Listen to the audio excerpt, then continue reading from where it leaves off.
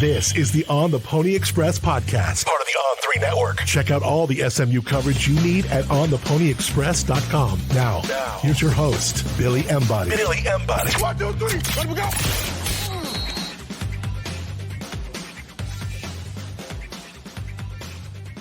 Welcome in, ladies and gentlemen, to another edition of the On the Pony Express podcast. I'm Billy Embody. Thanks for joining me. Tons to get to today on the podcast as we recap 2 SMU transfer portal commitments. But first, I want to tell you guys, subscribe to onthePonyExpress.com. $1 for your first week.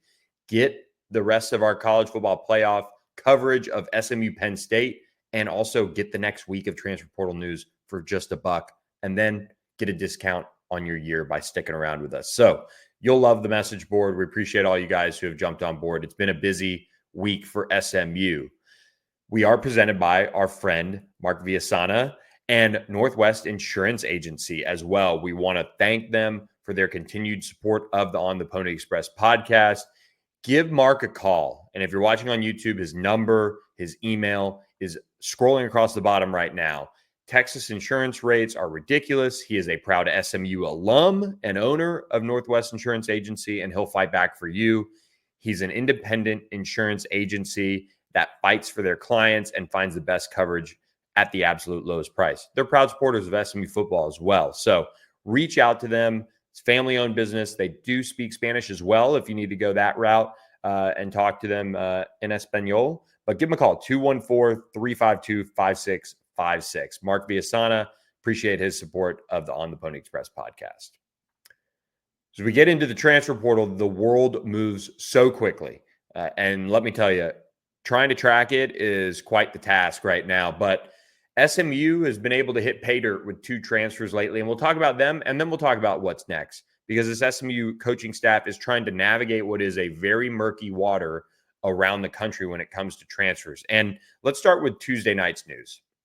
Because I think this is a great pickup, and SMU has had a lot of success with guys that are of the shorter in stature variety, and this one definitely checks that box as Zakai Barker committed to SMU Tuesday evening.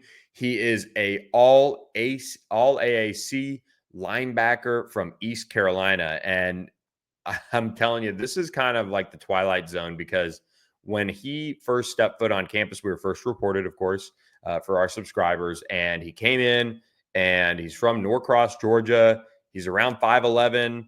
He's a group of 5 linebacker who's been super productive. And lo and behold, SMU gets him on board Tuesday night.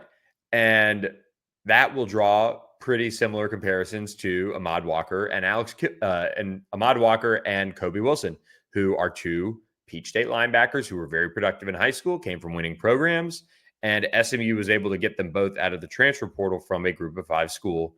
And SMU has turned Kobe Wilson and Ahmad Walker into stars in Scott Simon's defense under Maurice Crumb's guidance. And I think for SMU, with Alex Kilgore announcing his return to the program, and he's got 2 years left, Zakai Barker has 2 years left, this is a great opportunity for SMU to kind of plug and play the same formula with 2 veteran linebackers that are able to play off each other for the next 2 years. And I think with SMU, what they like about Barker is he's super productive. He overcame a injury early in his career, so he's kind of been back working towards that trajectory that he was coming out of Georgia when he led the entire state of Georgia in tackles in 2019 and 2020.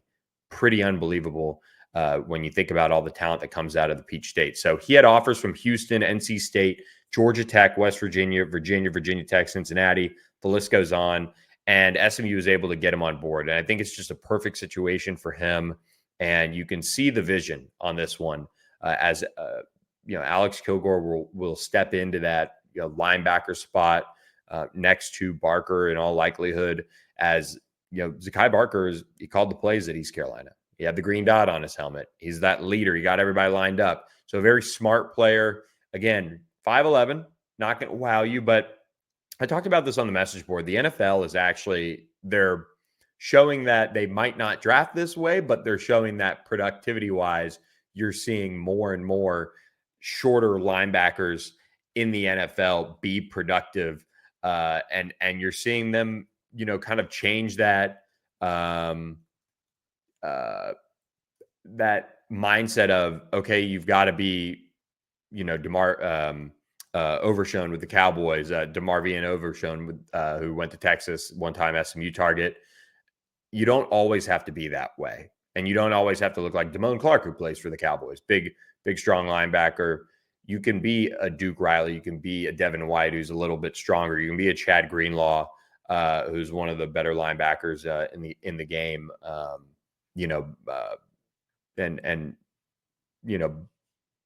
Before the Achilles injury. But I think he's somebody that, at least on paper, you can see the vision. And the linebacker spot is one where SMU is always going to prioritize smarts, ability to diagnose. I mean, I talked to a source at East Carolina, and he said to me, I think he's going to be really good there. Perfect scheme fit. You see what they did with Ahmad Walker and Kobe Wilson. Obviously, ECU played SMU last year. And he said to me, the only thing is, if you get against some of those downhill running teams, how will that go? And I think that's where SMU's obviously been able to prioritize the defensive line over the last 2 transfer portal cycles and help Ahmad Walker and Kobe Wilson out with that, in a sense. But it's also that ability to stay low to the ground and be able to play, play with great leverage and do all those things. And so they really liked Zakai Barker. He was, Kyle Firm was really the only other linebacker that I think they offered, publicly at least, and probably kicked the tires on some other guys. But Zakai jumped on board. They felt like the visit was great, and he's a top 25 linebacker in the transfer portal class. So this is one of those where he's not the pretty shiny object, coming from Group of 5, but you've got to trust Maurice Crum and Scott Simons when they do these evals at this point. I mean, they've hit on Ahmad Walker, they've hit on Kobe Wilson. Alex Kilgore is going to be fantastic once he gets that full-time starting opportunity. And, they have some good ones coming up. And Brandon Booker, Brandon Maiazono is continuing to develop. He got derailed kind of by an injury this year. But, since making the switch from high school everything to just linebacker, he's continued to develop. Then you have Markian Akor coming in as an early enrollee. You have Zach Smith, who's been on campus and again, kind of the shorter nature. So the linebacker room, Justin Medlock's in there as well. Linebacker room is pretty stacked. I would expect them to be done with this position, quite honestly, unless they get somebody that makes a lot of sense when it comes to not only like NIL, but also not upsetting the waters of the room. That was something that they kind of looked at maybe late in the portal cycle last year, that, okay, do we try to go too deep here and go Ahmad Walker, Kobe Wilson, Alex Kilgore, and then insert like a plug and play type of player. So they were not able to, do that, and it worked out very, very well. So SMU gets one that they're really high on in Zakai Barker Tuesday night. So beat out some pretty good programs for him as well.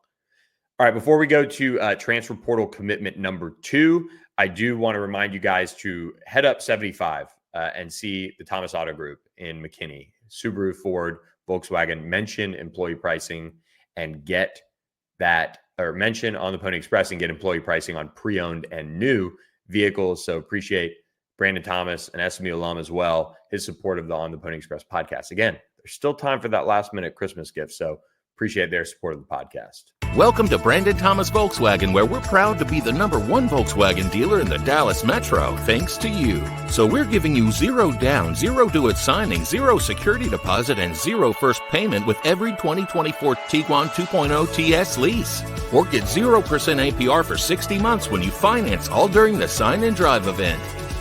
Visit us today at Brandon Thomas VW in McKinney, located at the corner of Highway 75 and 121. Home of the Thomas Promise.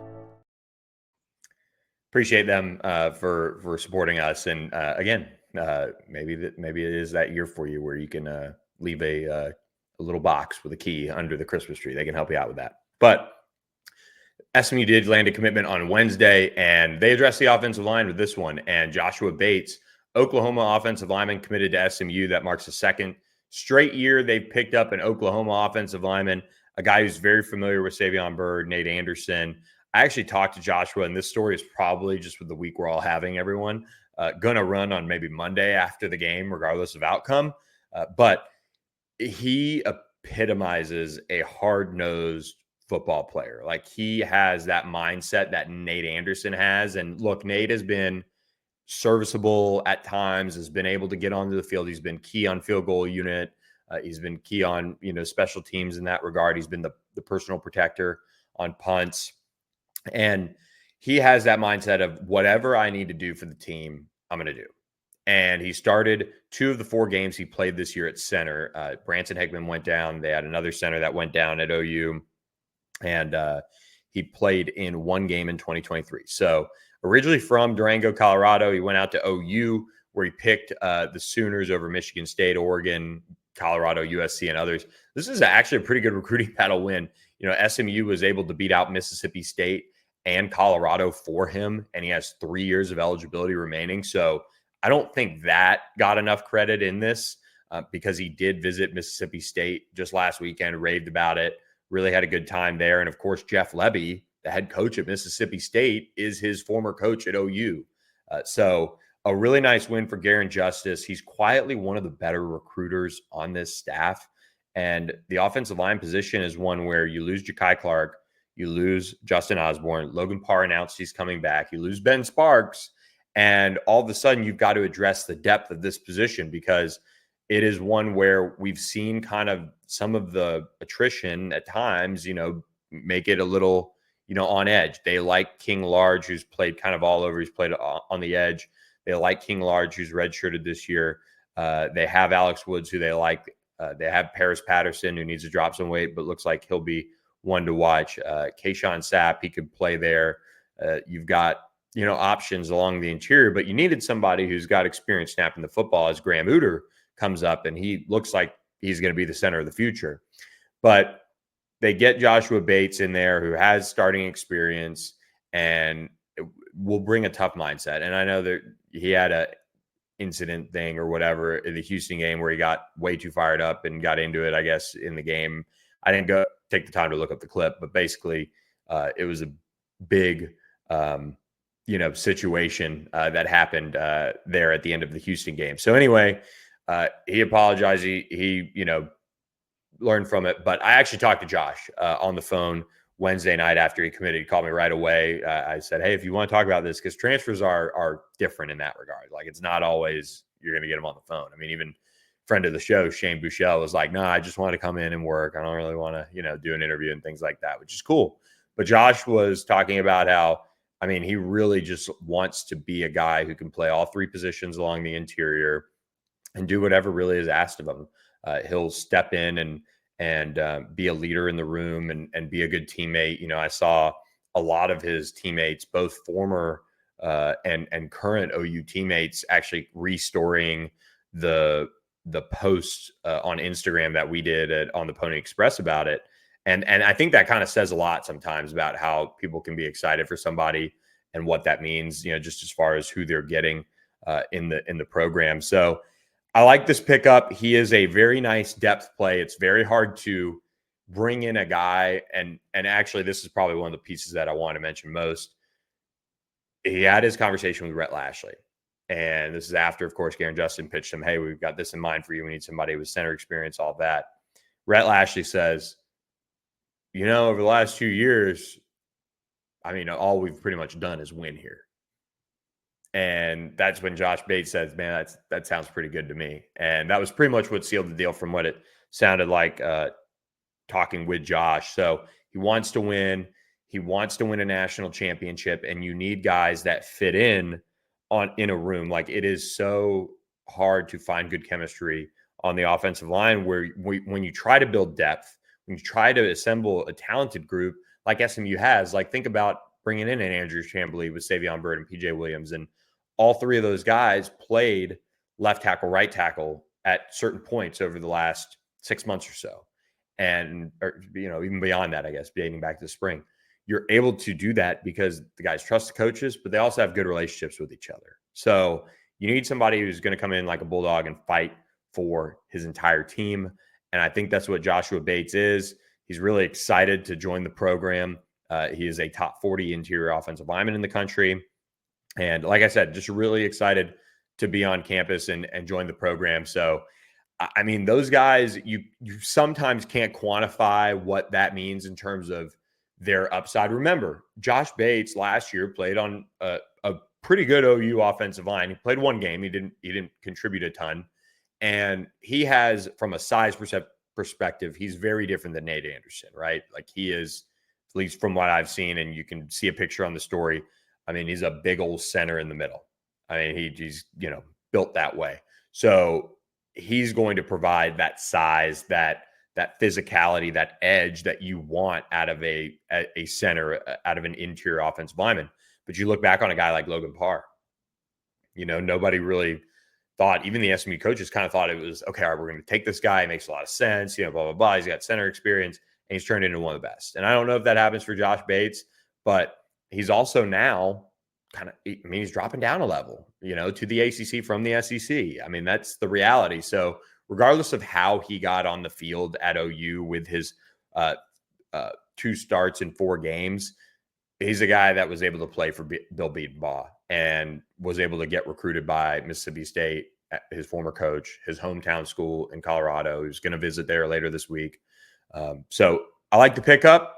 He's definitely one that you look at and you say, okay, we'll see how this goes. And at worst, this is not an NIL play. I mean, he even said to me, and this is funny, you can read this whole story on the Pony Express next week, but he said, I'm a people person. I'm not a money person, which, you might want to figure the money part out too, but that's the mindset he had when picking a program, is really surrounding himself with great people. So we will see how he pans out. He'll be here in January, just like Zakai Barker and SMU's other transfer portal commitment, Chasen Johnson, who is a corner from UCF. So that makes 3 transfer portal commits for SMU, and they're not done. They have a long way to go on this. And before we get into kind of what's next, and I'll try to keep this relatively short because we've got a ton of podcasts for you. I hope you guys have enough time to get through them all this week. But when you look at the transfer portal,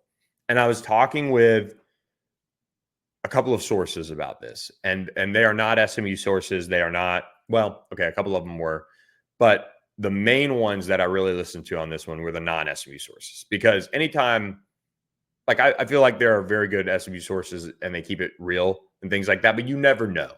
So I always like to kind of double check things. And so I called around across the country, a couple of other guys that deal a lot with all of this. And the overall feeling that I got talking with people, and, the message board can be however the message board wants to be with, oh man, SMU's only got 3 portal commitments right now.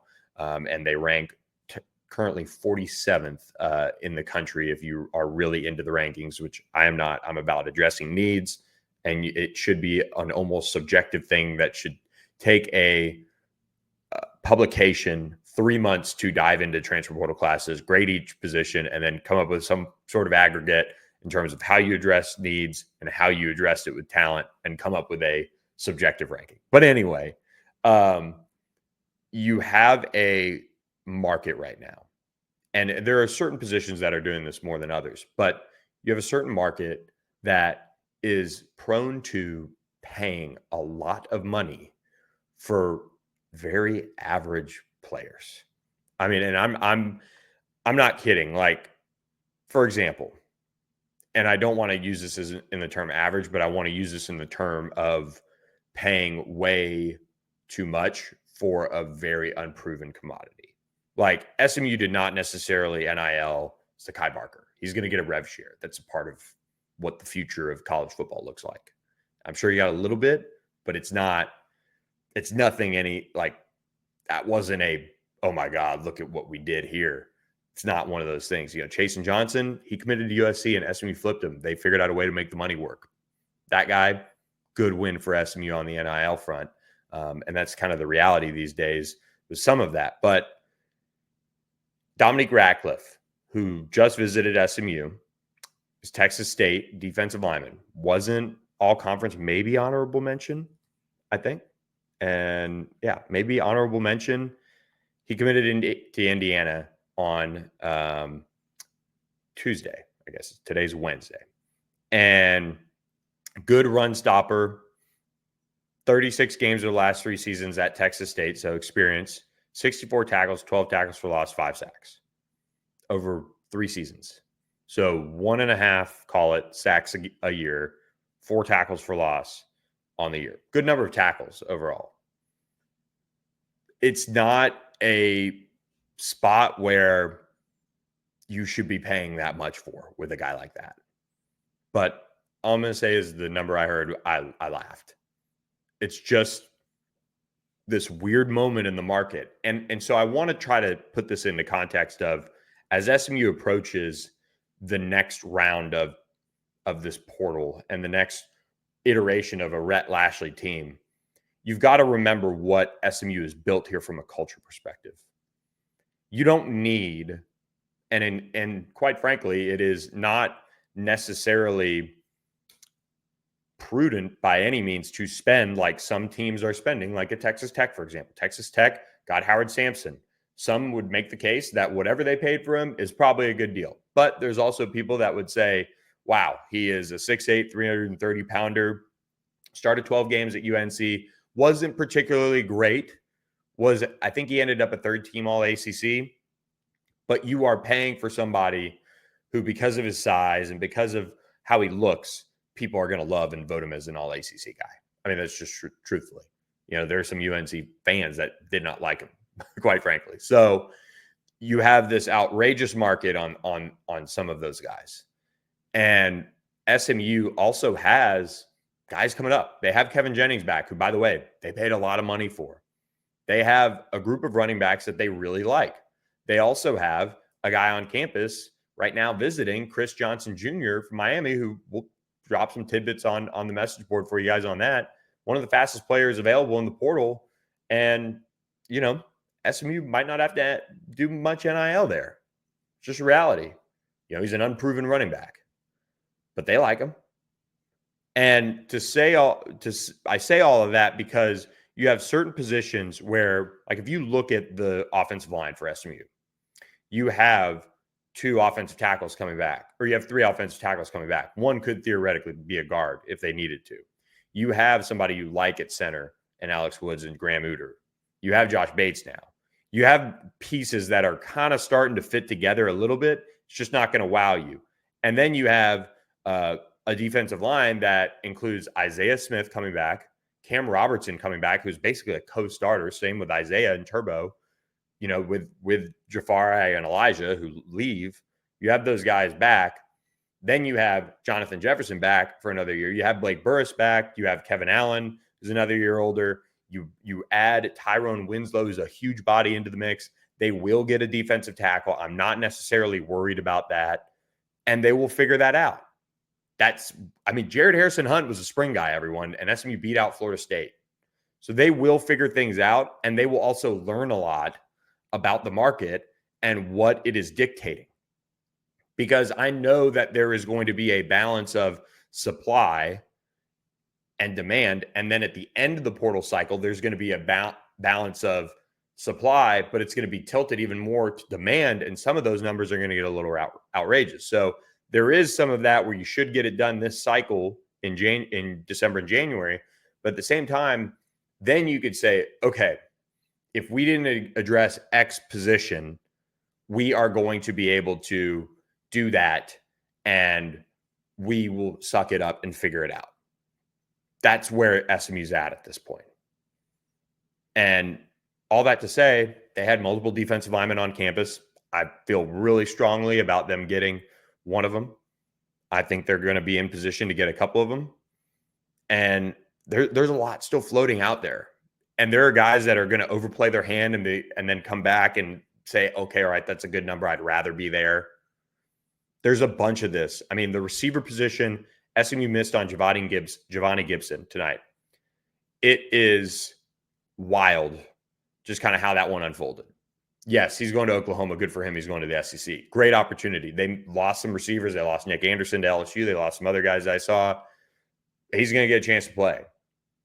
And SMU has Jordan Hudson and Romello Brinson coming back on top of 4 freshman wide receivers coming in, 3 that can all play the outside. Jamarian Carroll's back at outside wide receiver. Ashton Cozart's back. See if he develops. You have a bunch of like bodies. So you have a different situation maybe than last year. Like last year, SMU, in my opinion, going into it, when they were trying to project to get that roster for 2023, it was like, oh man, they need to do this, they need to do that, they need to do this. That was where it was at. Tight end, you don't even have to address, by the way. Quarterback, you don't have to address. You have a lot of positions that are actually in really good situation. I mean, that's truthfully. So when you look at some of these positions, they're going to figure it out. You know, Chasen Johnson is now a multi-year guy. Great decision by SMU. Great allocation of funds. You don't really have to address safety at all if you don't want to.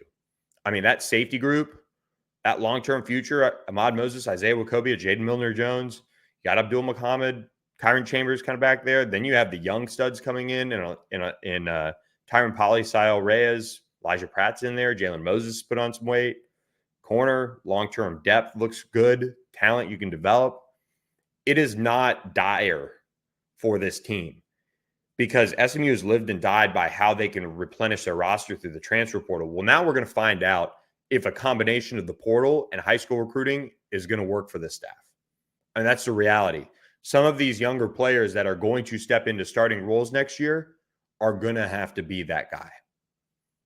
And that's how college football used to be. So I am totally with it.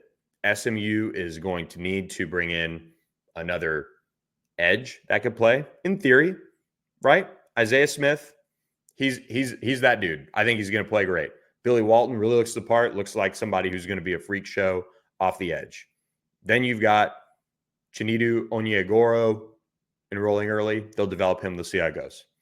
But then you get into, okay, they had DJ Warner, a former top 100 prospect on campus. He'd be a good fit. They had another blue chip prospect on campus today. We dropped the notes on that on ponyexpress.com. Go check that out. He'd be a good fit. Then you flip over to the Elijah Roberts spot. You got Cam Robertson. You know what you're getting there. You have David Abiara, who flashes. You have Jalen Shivers, who I think the world of. He's an early enrollee. And then you had another guy on campus that could very well step in and play a bunch of snaps in tandem, maybe even with David Abiara as a clear-cut starter and Cam Robertson, and then a David Abiara and player to be named situation. Then you get into the interior. And this is where you have Jonathan Jefferson and you have options. You need to go address the defense tackle spot. And we know there are a bunch of names out there. I'm confident they will come away with at least one this portal window, and then they will figure it out from there. But it wouldn't shock me if they got two. But guess what, guys? The transfer portal window doesn't close for another 10 days. And then that's not even to mention the guys from the college football playoff teams that can enter after. So it's very early. There are some schools that are loading up, spending a lot of money, double-digit transfer portal commits already. Fine. They're very different situations. Most of them not in the college football playoff. Don't have good depth coming up. Don't have good rosters long-term. So a little bit of a caveat there with SMU. So I think I actually covered just about everything. I will say, and lastly, SMU did extend a new offer out of the transfer portal, and that was to Omega Blake out of Charlotte. So a Charlotte 49er did pick up an offer from SMU today. He is heavily sought after. So this is in response to Giovanni Gibson, basically going to OU and, committing there. He had 32 receptions, 795 yards and 9 touchdowns, averaging 25 yards a catch, 6'2", 180 pounds. He picked up an offer. Again, Florida State is in the mix here, and he'd like a decision before New Year's Day. We're going to catch up with him and see how else it goes, or how impactful the offer was. Again, SMU has Jordan Hudson and Romello Brinzing coming back. So he's former South Carolina and then East Carolina and then Charlotte receiver. So he's on potentially his fourth school, but look, he looks really pretty and he's been productive. So we will see how it goes with him, and we'll keep you up to date on everything at ontheponyexpress.com. And before we go, guys, I got to remind you guys that we are presented by our friends at Status Jet. So there are still options for you guys to fly up to State College if you want to. You've got a chance to reach out to David Henry and his team at Status Jet and mention On the Pony Express for a discount on a round trip flight. They can get you in and out the day of. Avoid driving from Pittsburgh or Harrisburg or wherever else you want to travel from. And this is a really good opportunity to use that discount at Status Jet. So reach out to them today and also plan your holiday travel for Christmas, New Year's, or maybe if SMU wins this one at Penn State, we'll be able to continue to offer great deals on those flights for all of you Mustang fans. So reach out to Status Jet today. They're proud supporters of SMU Athletics and the On the Pony Express podcast. All right, that about does it for this podcast. So lots more information at ontheponyexpress.com. So check us out over there, and we will catch you next time on the podcast, and hope you guys enjoyed this edition of the podcast. And again, hit that subscribe button. Check out all of our content around the college football playoff game this weekend between SMU and Penn State, 11 a.m. Central on TNT. We'll be there, boots on the ground, to follow it. So hope you guys are locked in at ontheponyexpress.com. We'll catch you next time with another edition, and thanks for listening, everyone. Thanks for listening to the On the Pony Express podcast with Billy Embody. Follow us on your socials on X at SMU3 and on Instagram at On3SMU. And keep it locked to ontheponyexpress.com for more coverage.